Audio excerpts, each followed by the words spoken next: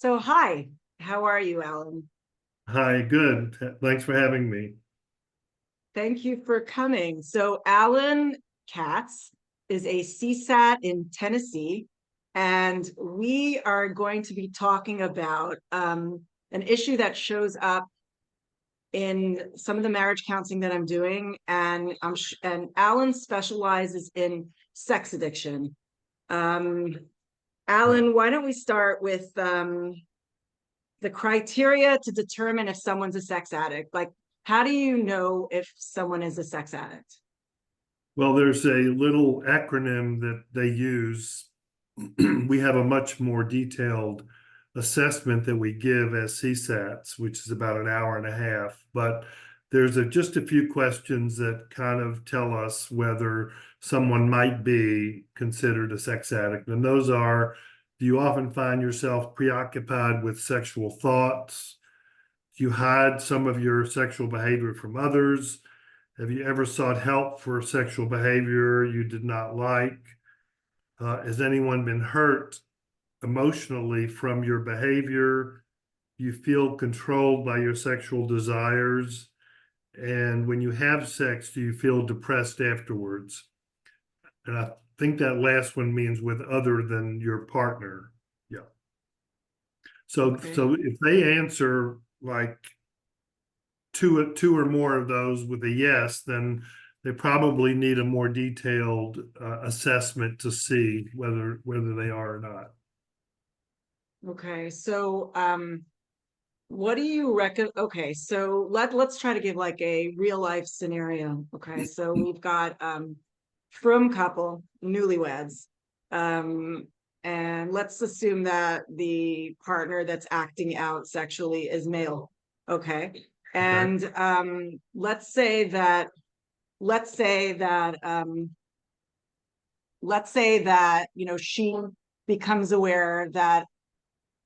she becomes aware that he's doing something doesn't feel right. What are some of the signs that um she would be like, what would it look like in a relationship? Like, how Okay. do you think it would show up? Okay. So there there's two ways that it shows up. There's acting out where he might be looking at pornography or infidelity or chatting with other people. But then within the marriage, a lot of sex addicts will be pushing their partner to have sex more often or making innuendos and jokes, and it makes the partner feel really unsafe. Where, every time he touches her, she thinks that's, he wants to be intimate with her, which is probably true, but she doesn't feel safe. In other words, she'll make a comment like, all he thinks about is sex, so that's all he wants, that's all he cares about, that kind of thing. So when that's going on in the relationship, that's probably a sign that there's something going on. Also, things like hiding his phone, being irritable when he gets home, coming home late, things like that, can all be signs. Okay, so you're saying that even if she doesn't find out that he was and again, I'm saying he, just to choose one, and maybe because it's more prevalent, but you're saying that even if she doesn't find any evidence of sexual acting out, there are other indicators. In other words, she's going to feel that something is off, right? Right. Okay, so what is it like? What causes someone to turn to porn or sex? Like, even if they know it's like, they know it's destroying their relationship. So why would anybody do that?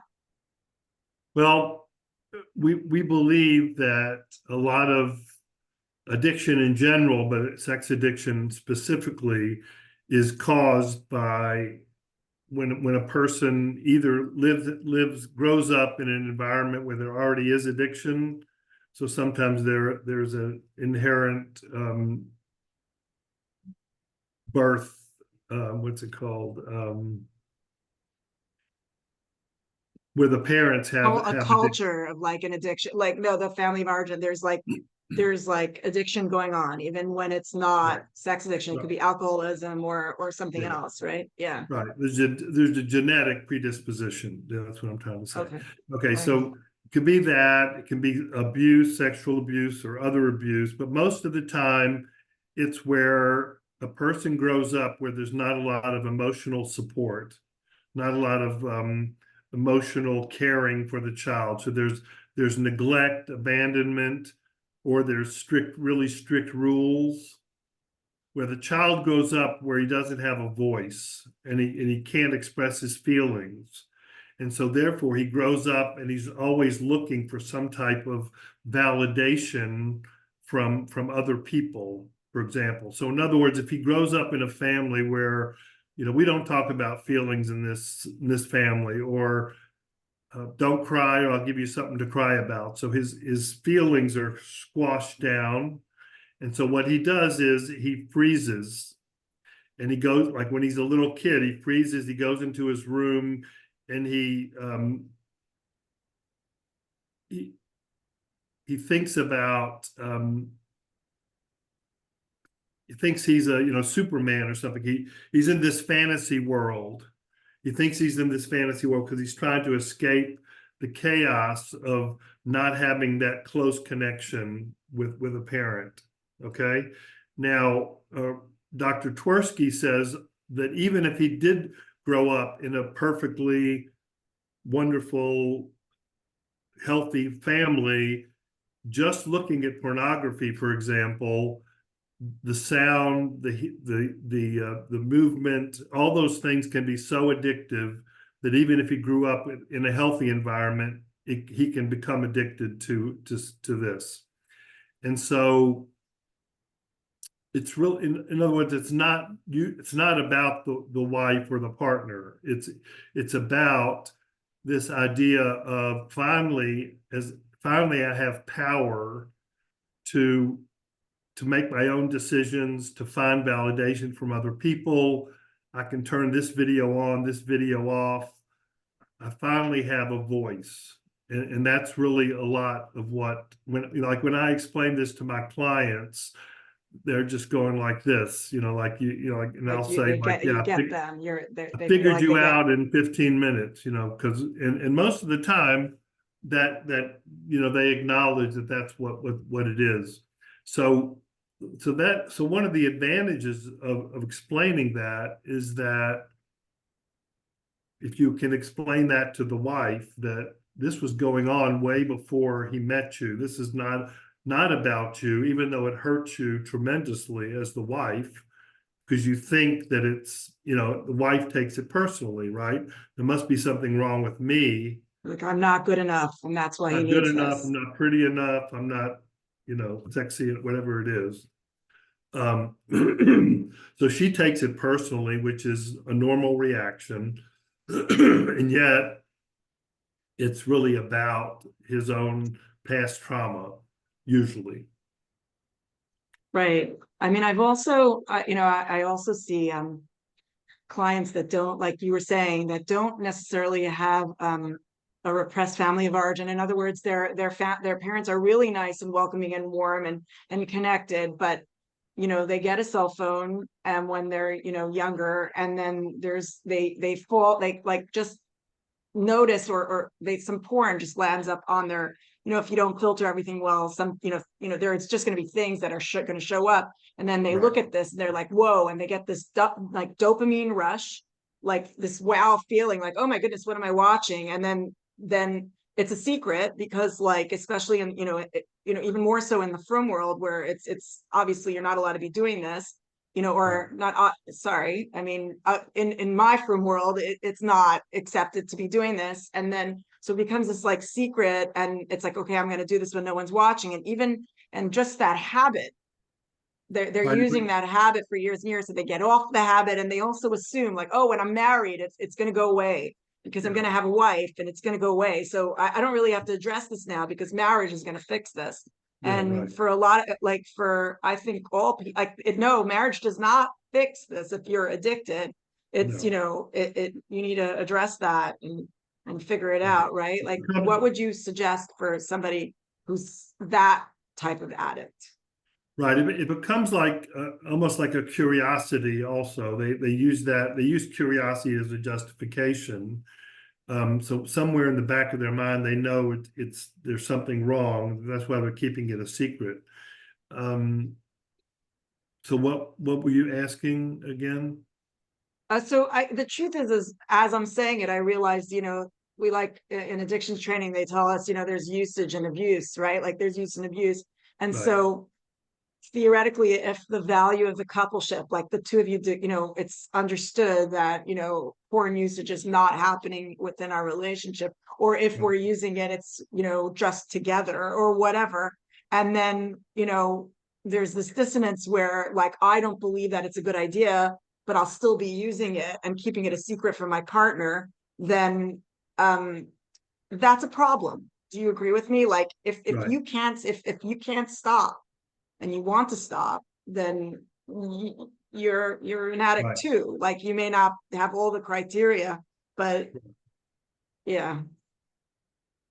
Right. So the idea that it's gonna get better when we get married is very common, but very common by the way. But again, if I can explain to the addict that this is not about that. This is about what we call the intensity of porn or whatever, sex addiction versus intimacy. In a marriage, in a marriage, you want to build intimacy with your wife, and this destroys intimacy. Looking at this destroys intimacy because it's going on and on and on.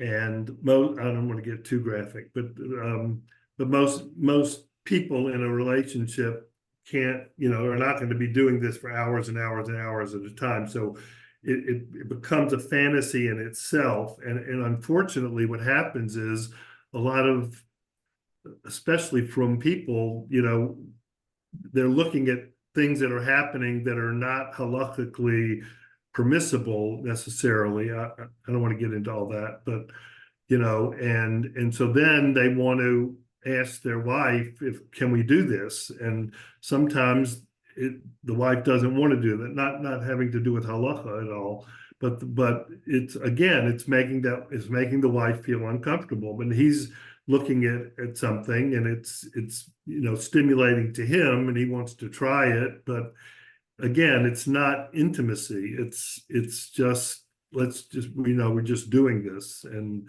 it doesn't build that bond that's what marriage is really supposed to be about.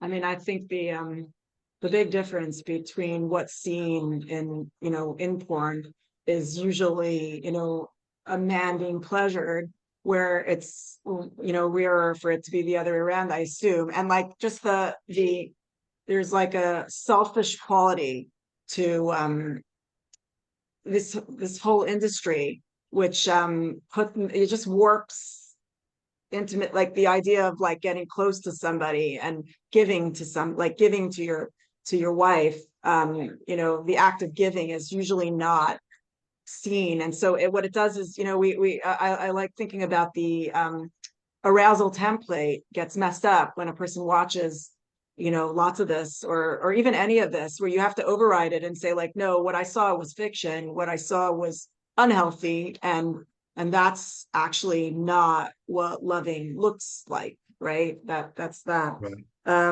What are some of the excuses and justifications and consequences of of like excessive porn use, I guess, is what, I Yeah. wonder what do some like addicts, we don't have to call them addicts, but people who are secretly using, or, Right. without So, their partner knowing, what are some of those justifications? well, they justify it by saying I'm not hurting anybody. If she doesn't know anything about it, then I'm not hurting her. what's the big deal? I'm just everybody, all men do this, what's the big deal? I'm only going to look for a few minutes, and then they end up looking for hours, that type of thing. So they justify it that way. But again, the consequences are that people that are doing this for hours and hours at a time, the studies show that they have trouble performing sexually when they are with their partner, with their wife, and that's a big consequence. Also, they're usually not, they're not intimately. It's kind of like let's just get this done, and so let me put it. This is what I tell my clients, that men and women are very different. Okay, so a man comes home from work, for example, and he's angry, he's anxious, he's in a bad mood, and he wants to be intimate with his wife so he can feel better. Okay, so he can, and the wife is saying, well, you're angry, you're in a bad mood, you're depressed. Like, why would I want to do that right now? Okay. And so the wife, I don't have to, you're the wife, I don't have to tell you this, but the wife sometimes needs other forms of intimacy before they want to engage in the sexual part. In other words, helping around the house, or safe touch, or just other. Let's sit and talk, let's have a conversation, let's do something together, let's talk about our goals and our dreams, all